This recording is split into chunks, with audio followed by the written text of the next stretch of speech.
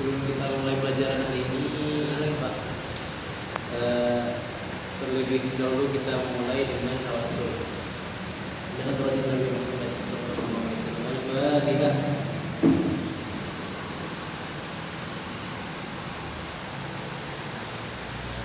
Kedua, tawassul untuk orang tua kita, guru-guru kita, dan teman-teman kita. Semoga semua mendapat ridhonya Allah SWT. Amin, amin. Alhamdulillah.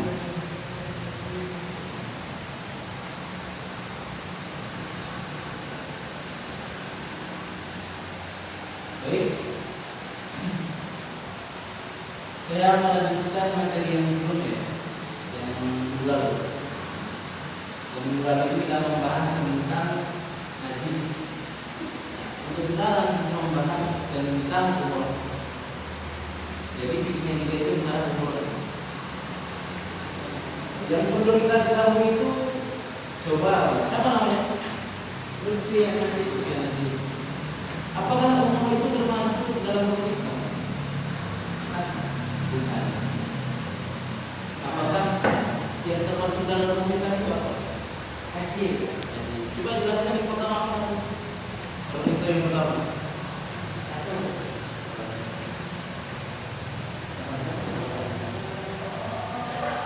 Salah betul.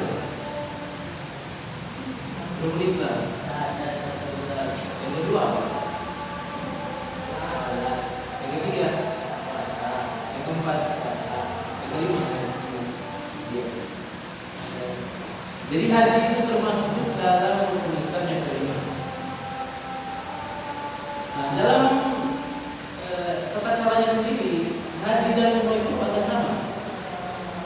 Tapi yang berbeda adalah di mana haji ini melaksanakan ibadahnya yang wajib itu berada di pada Arafah, maupun di Arafah. Masuk kepada materi contohnya. Jadi umroh itu adalah salah satu ibadah dalam agama Islam yang dilakukan dengan cara berpergian atau mengunjungi Ka'bah yang berada di mana? Di kota Makkah. Mengunjungi Ka'bah yang berada di kota Makkah. Nah, ini umroh sering disebut dengan haji kecil, karena tata caranya yang lebih mirip. Selain itu, tempatnya juga yang sama dengan berhaji. Untuk umroh sendiri, para ulama itu menegaskan, para ulama itu ada dua pendapat. Yang pertama dari ulama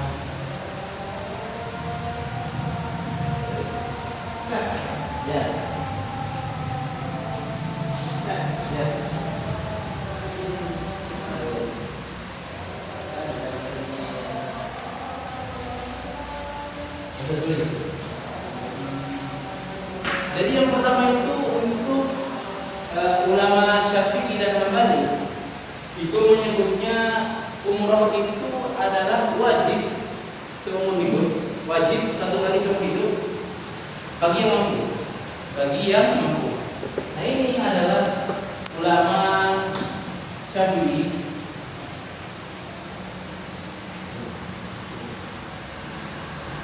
Dan ulama Hambali.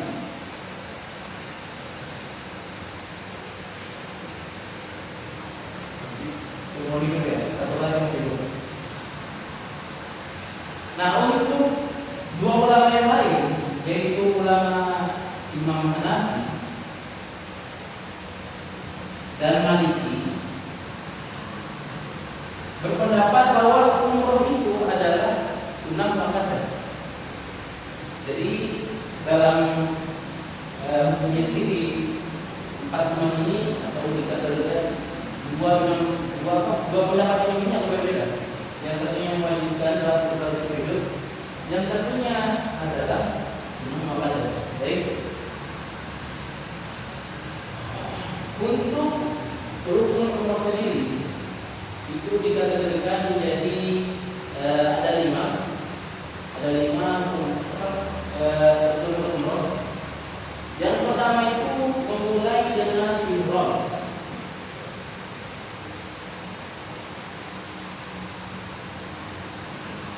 hukum umroh.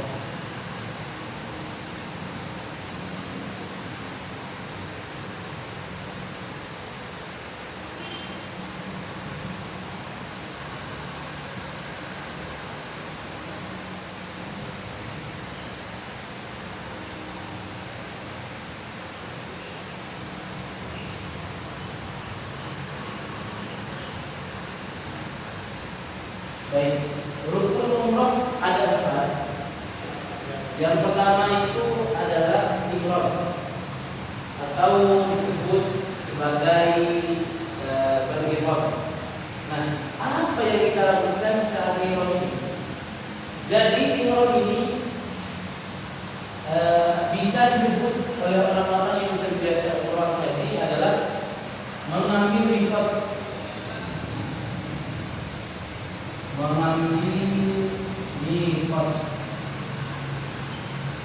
Nah, mengambil miqat ini mempunyai syarat, yaitu ketika orang yang ingin berumrah atau berhaji ke Mekah, maka dia harus mengambil miqat dengan syarat tempat yang ada mengambil miqat ini harus berada di luar kota Mekah, atau bisa dikembalikan di kota Madinah, di kota lain, di kota yang penting jangan di dalam kota Mekah. Dan syarat yang kedua adalah ketika mengambil miqat, yaitu orang yang berumrah sudah harus berpakaian ihram atau putih-putih. Pernah lihat kalau orang haji itu pernah ya? Jadi yang pertama adalah tempatnya harus di luar dari kota Mekah. Yang kedua berpakaian ihram. Oke. Nah, ketika masuk pada tahap rukun yang pertama umroh ini, maka ini dimulai dengan di mana para orang yang berumrah atau berhaji itu sudah memasuki namanya larangan-larangan umroh atau haji. Paham? Sudah mulai memasuki namanya larangan-larangan umroh atau haji. Seperti dalam ketika ini ya, ketika sudah mulai mengambil niat, tahapannya adalah mengambil miqat, yaitu di luar kota Mekah, kemudian sudah berpakaian ihram. Nah, yang kedua kita melaksanakan sholat dengan niat untuk berumrah.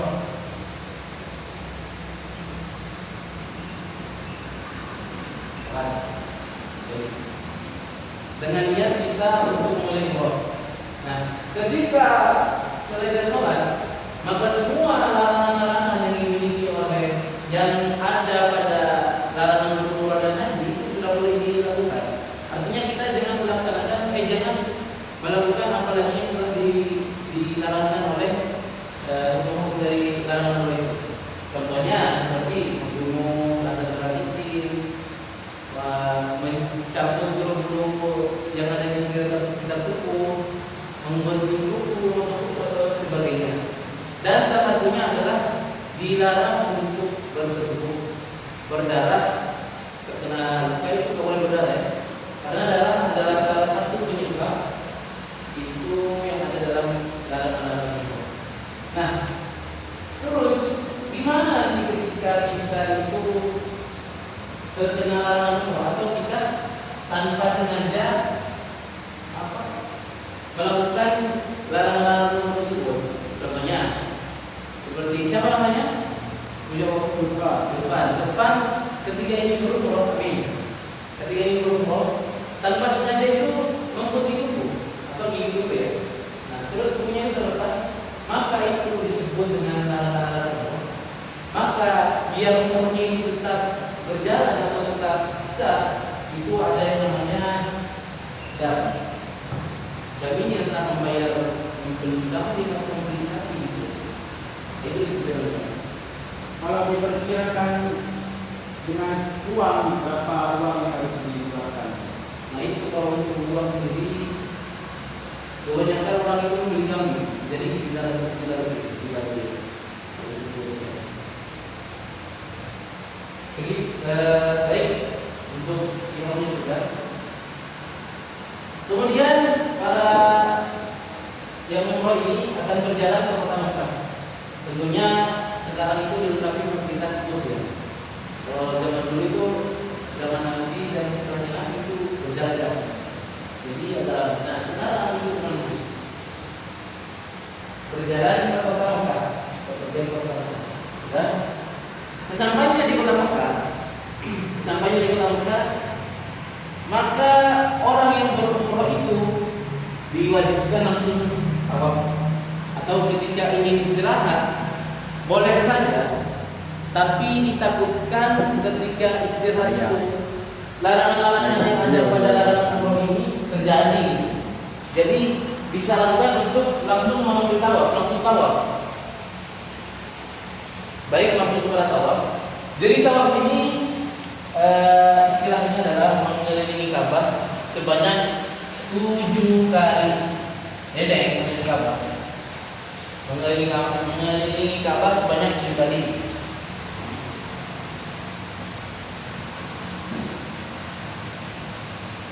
Jadi dimulai dari Hajar Aswad, ini sifatkan Ka'bah ya.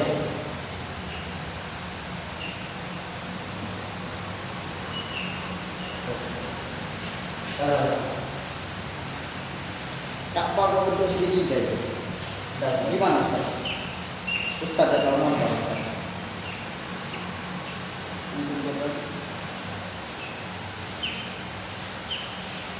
Ya, ini balasannya.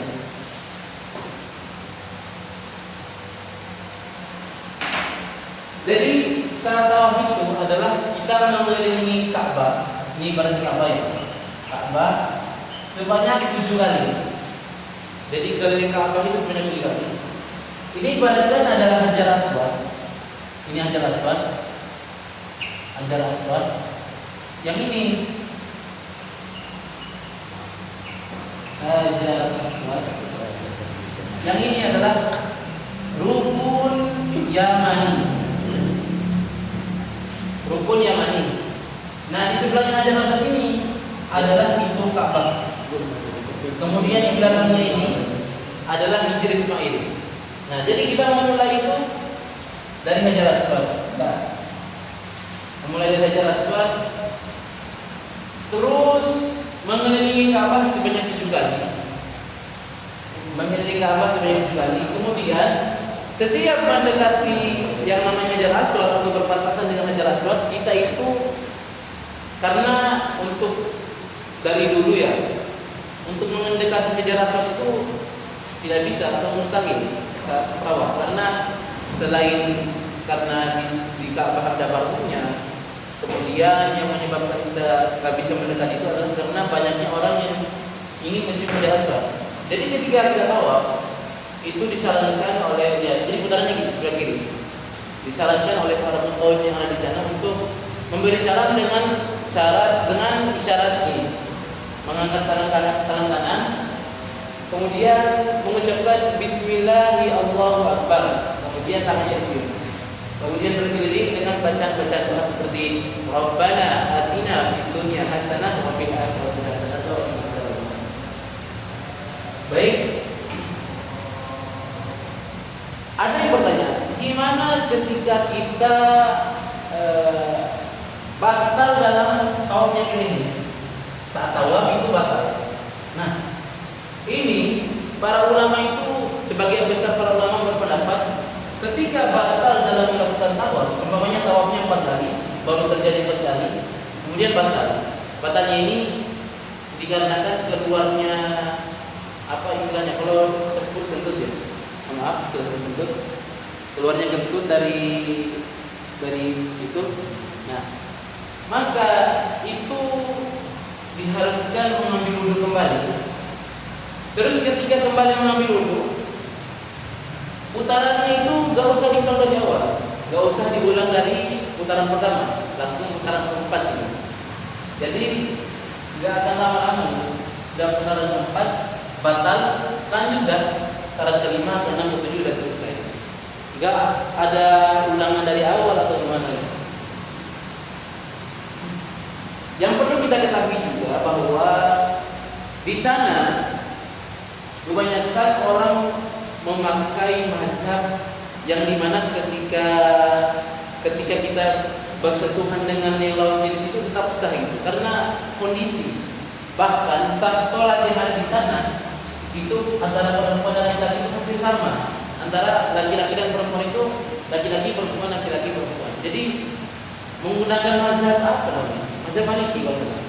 Jadi menggunakan mazhab Maliki itu jadi bersentuhan dengan perempuan itu nggak apa-apa. Lanjut ke sa'i. Setelah kita melakukan tawaf, kita akan melakukan sa'i.